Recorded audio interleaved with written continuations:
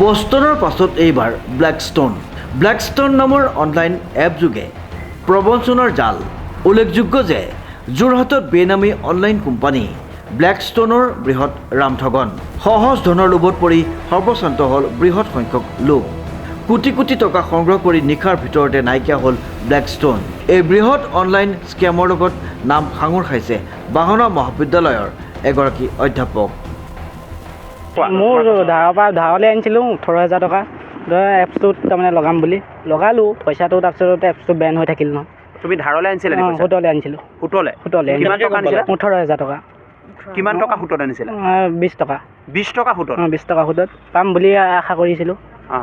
তোমাক কৈছিলে এই এপটোৰ কথা কোনে কৈছিলে? এপটোৰ কথা তাৰমানে মোক লগৰ এজনে ক'লে তাৰপিছত অনাৰ এইটো কি বুলি ৰঞ্জিত পেগু আছিলে। ৰঞ্জিত পেগুৰ পৰা তাৰপিছত এনেকৈ মেছেজ কৰিলোঁ তাৰপিছত এনেকৈ সোমাব পাৰিব। তাৰপিছত পইচাটো উইড্ৰ কৰিলোঁ। তোমাক ৰঞ্জিত পেগুৱে বুজাই দিছিলে কথা? বুজাইছিলে। তাৰপিছত মই উইড্ৰ কৰিলোঁ। উইড্ৰ কৰাৰ তাৰপিছত উইড্ৰ নাই হোৱা তাৰপিছত সুধিলোঁ ছাৰক। ছাৰে কৈছে বোলে হ'ব। তাৰপিছত নহ'লে তাৰপিছত এপছটো বেনেই হৈ থাকিলে। এতিয়া তুমি 20 টকাকেতো দি থাকিব লাগিব? 12,000 দি থাকিব, 18,000 দি থাকিব লাগিব। এতিয়া পইচাটো পালে ভাল হ'ব। মোৰ পইচা আপোনাৰ 35,000 এটা প্লেন গৈছে আৰু আপোনাৰ 12,000 টকা হ'বলৈ তিনিটা আপোনাৰ 4,000কৈ লগাইছিলোঁ 12,000। তুমি কাম কি কৰা? কাম মোৰ দোকান আছে, মোবাইলৰ দোকান আছে। তাতে মানে এইখিনি নলগালোঁ হয়। মানে সেইজন মানুহে কি হয়, বহুত জ্ঞানী মানুহ, পঢ়া শুনা মানুহ, সেইজনে কি গাঁৱে গাঁৱে মিটিঙো দিছিলে। সেই ভিডিঅ' পাই পেলাইহে কিছুমানক মোবাইলো গিফ্ট কৰিছে।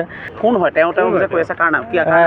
ৰঞ্জিত পেগু। কোন হয় তেওঁ আমাৰ গ্ৰুপটো গোটেই এডমিন হয়। গোটেই মানে আপোনাৰ বাহনা কলেজতে কৰে হয়। সেইজনৰ মানে ভিডিঅ' পাইছিলোঁ। এনেকৈ মিটিং এখন পাতে, তাতে মিটিং পাতি আপোনাৰ এনেকৈ এইটো ইমানটো ইনকম হ'ব, ইমানটো মই এটা হেৰি লৈ আহিছোঁ, মানে কোম্পেনী লৈ আহিছে, সেইটো বিষয় লৈ মানে আমি সেইটো ভিডিঅ' পালোঁ। ভিডিঅ' পাই পেলাই কৰি চালোঁ, সোমালে 2টা কিস্তি সোমাই গ'ল। তাৰ ছেকেণ্ডটো কিস্তি যেতিয়া পৰহি দিনা মই উইড্ৰ কৰিছোঁ 3,500, তেতিয়া সেইটো ৰিটাৰ্ণ হৈ গৈছে ৰাতি 11টা বজাত। 10:30 বজাত উইড্ৰ কৰিছোঁ মই।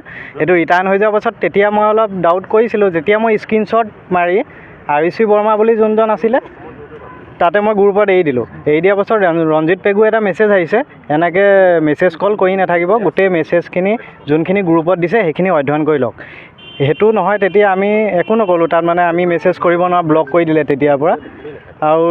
আৰু কালিও মানে পইচাটো মই উলিয়াবলৈ চালোঁ, কালিও সেই পে'মেণ্ট মানে পেণ্ডিঙে হৈ থাকিলে। তাৰপাছত আপোনাৰ ৰাতি 7টা বজাত যেতিয়া মানে দেখা পাইছোঁ যে একাউণ্টটো ডিলিট। আপোনাৰ 47,000 গ'ল আপোনাৰ? 47,000 গ'ল।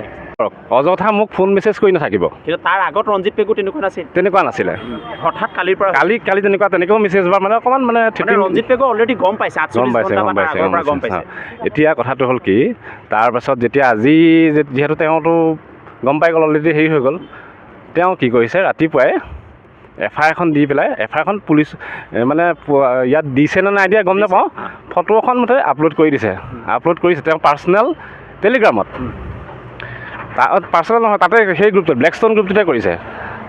তাৰ পাছত গ্ৰুপটোক খুলি দিছে, মানে চবেই মেছেজ কৰিব পৰা কৰি দিছে। তাৰপিছত তেওঁ কৈছে যে মোক সকলোৱে মেছেজ ফোন কৰি থকাৰ কাৰণে মই সমজুৱাকৈ কথাটো ইয়াত ক'লোঁ। এতিয়া মোৰ কথাটো হৈছে, কুৱেশ্যনটো হৈছে, তেওঁ যদি FIR দিছে আগদিনা কালি লগে লগে গ্ৰুপটো অ'পেন কৰি পেলাই সকলোৰে লগত ডিছকাছ কৰি পেলাই FIR এখন কিয় নিদিলে? তেওঁ FIR এখন অলৰেডি দিলে, তাৰপিছত তেওঁ নিজে বাচিবৰ কাৰণে এইটো কাম কৰিছে। নিজে বাচিবৰ কাৰণে এতিয়া খুলি দিছে। এইটো কাৰণে খুলিছে যে ৰাইজে বোলে মানুহবিলাকে কিনো তেওঁৰ বিষয়ে কথা পাতিছে, নহ'লে তেওঁ গমেই নাপাব তেওঁৰ প্ৰতি কোনে কি একশ্যন লৈছে। জানিবৰ কাৰণে এইটো তেওঁ কমপ্লিটলি এটা মানে ষড়যন্ত্ৰ কৰিছে। আৰু এইবিলাক ধৰণৰ স্কেমত কি থাকে, সদায় ষ্ট্ৰেটেজি থাকে। Plan A, plan B, plan C, plan D।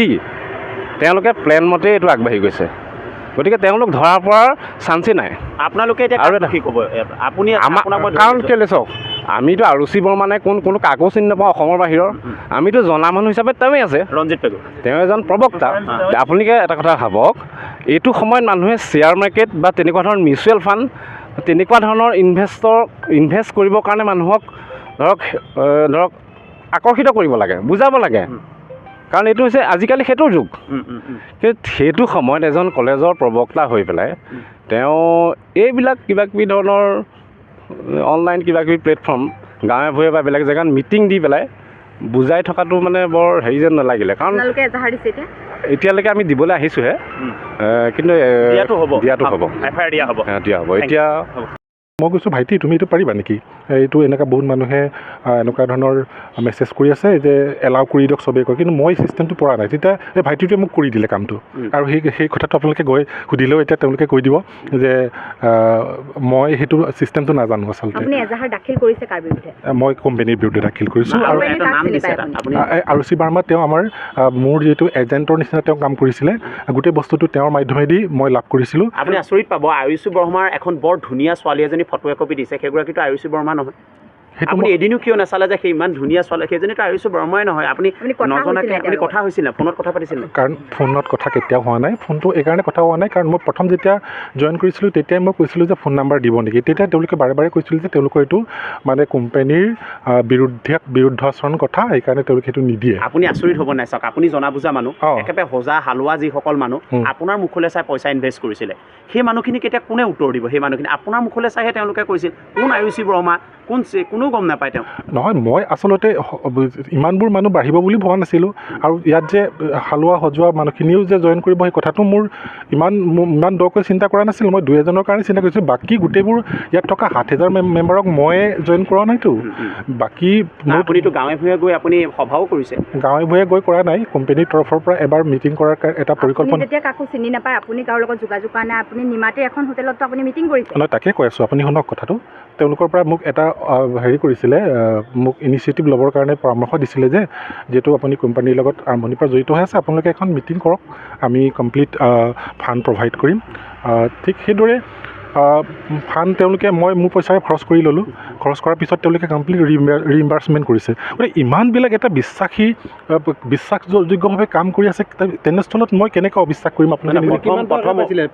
আপুনি কিমানকৈ পইচা পাইছিলে আপুনি আপোনাক এতিয়া এজন মানুহে আমাক কৈ থৈ গৈছে যে আপুনি পাৰ ডে আপুনি 35,000 টকাকৈ ডাউন কৰিছিলে আপুনি বাপৰে পাৰ ডে নহয় 35,000 টকা সম্ভৱেই নহয় 7,000 মানুহে ইনভেষ্ট কৰিলেতো হ'ব নাই নাই গোটেইকেইটাৰ পৰা মই নাপাওঁ নহয় গোটেইকেইটাৰ পৰা নাপাওঁ আপুনি কোনটো চিষ্টেমত আপুনি পইচা পাইছে চিষ্টেমটো ডিভিডেণ্ড আহে কমিশ্যন আহে আৰু মোৰ ইনভেষ্টমেণ্ট আছিলে অলপ কিমান টকা পালে এতিয়ালৈকে সেই কোম্পানীৰ পৰা মই 5-6 লাখমান পালোঁ মোৰ যিহেতু 3 লাখমান ইনভেষ্টে আছিলে সিমানমান টকা পালোঁ এতিয়া আপুনি কাক দুখিব আমি সাধাৰণ মানুহ আপোনাক আপুনি কাক দুখিব মইতো কোম্পানীক দোষাৰোপ কৰিম আপুনিতো কাকো চিনিয়ে নাপায় তাত মই আৰুচি বাৰ্মাৰ কমপ্লিটলি তেওঁ বিশ্বাসযোগ্যভাৱে কাম কৰি আছিলে নাজানে কেনেকৈ আপুনি দুখিব মানুহ নে তেওঁ গৰু কোনেও গম নাপায় নহয় পৰিচয় মানে তেওঁ ব্লেকষ্টন কোম্পানীৰ তেওঁ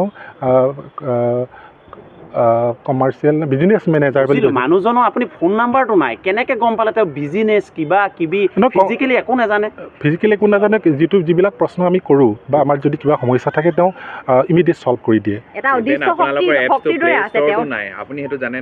প্লে ষ্টৰত নাই তেওঁলোকে কোম্পানীৰ যিটো লিংক থাকে সেই লিংকত যেতিয়া আমি ইনষ্টল কৰোঁ তেতিয়া পোৱা যায় নহয় যিটো ব্লেকষ্টন অৰিজিনেল সেইটো আপুনি প্লে ষ্টৰত পাব তাৰ সম্পূৰ্ণ আইডেণ্টিটি অফিচ চব আছে এইটো দিছে আপুনি চাওক প্ৰথমতে এইটো সন্দেহজনক এইটো আপুনি প্লে ষ্টৰত নাই টেলিগ্ৰামত গোটেই কাৰোবাৰ জেনেৰেল কাৰবাৰ এটা হ'লে হোৱাটছআপ বা বেলেগত হ'ব এইটো গোটেইটো টেলিগ্ৰামৰ কাৰবাৰ গোটেই কাৰবাৰটোৱে প্লে ষ্টৰত যিটো বস্তুৰ কোনো পৃষ্ঠা নাই পেজ নাই এইটো ফ্ৰড বুলি আপুনি এবাৰো কিয় নাভাবিলে সেইটো হয়তো নাভাবিলোঁ সেইটো চাগে মোৰ দুখ আৰু সেইটোৱে কথা আচলতে সেইকাৰণে এই গোটেই ব্যৱস্থাপনাটো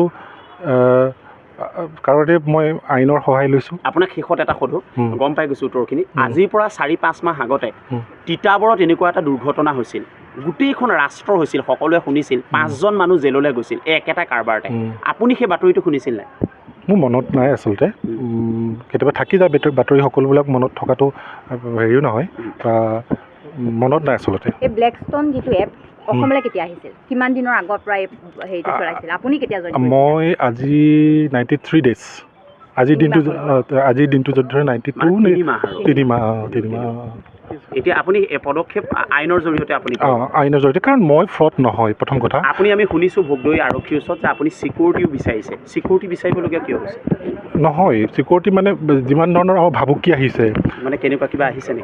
মোৰ মেছেজ আপুনি গ্ৰুপত যদি চাই আপুনি দেখিব যে বিভিন্ন অশ্লীল বাৰ্তা প্ৰেৰণ কৰিছে, পইচা বিচাৰিছে, আৰু যিবিলাকৰ লগত মোৰ কোনো সম্পৰ্কই মানে প্ৰত্যক্ষ সম্পৰ্ক নাই বা তেওঁলোকক মোৰ ফালৰ পৰা কোনো ধৰণৰ কেতিয়াও ৰিকুৱেষ্টো কৰা নাছিলে যে তোমালোকে ইয়াক জইন কৰা। মই যাতে এটা প্লেটফৰ্ম দাঙি ধৰিছিলোঁ যে ইয়াৰ যোগেদি কোনোবাই কাৰোবাৰ উপকাৰ হয় নেকি, সেইটোহে মোৰ আচলতে উদ্দেশ্য আছিল। কাৰণ মোৰ ফ্ৰড কৰাৰ কোনো লক্ষ্য উদ্দেশ্য নাই, কাৰণ মোৰ প্ৰফেশ্যনটোৱে কেতিয়াও নকয় সেই কামটো কৰিবৰ কাৰণে। আপুনি বাহনা কলেজৰ কোনটো বিভাগ? মই ৰাজনীতি বিজ্ঞান বিভাগৰ। ৰাজনীতি বিজ্ঞান হয়, বাহনা কলেজৰ। মহানগৰ। শ্ৰীমন্ত মাধৱ বৰুৱাৰ ৰিপৰ্ট, নিউজ নাও।